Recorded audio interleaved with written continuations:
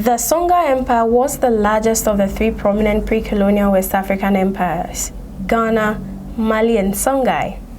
It existed as a small kingdom in the 14th century but grew into an empire in the 15th century during the reign of Songhai Ali, who captured most of the territories of the Mali Empire.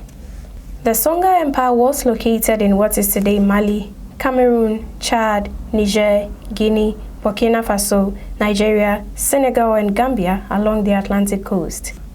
Its capital city was Gao, which was an important trade center in the empire.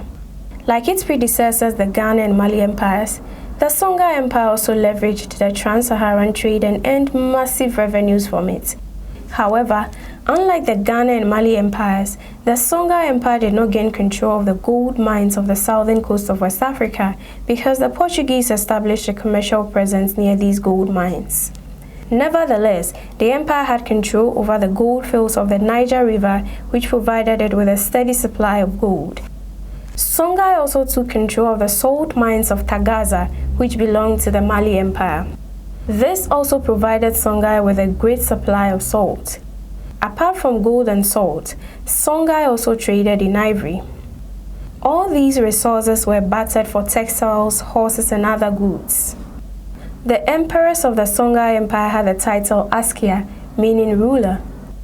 The empire reached its peak in the early 16th century during the reign of Askia Muhammad Toure, also known as Askia the Great.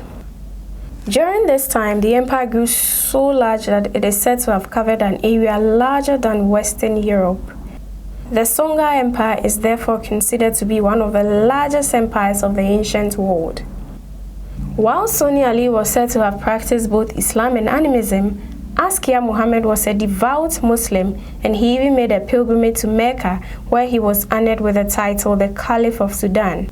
He also formed an alliance with the Muslim Caliph of Egypt and consequently established over 100 Islamic schools in Timbuktu, which happened to be the second most important city of the empire.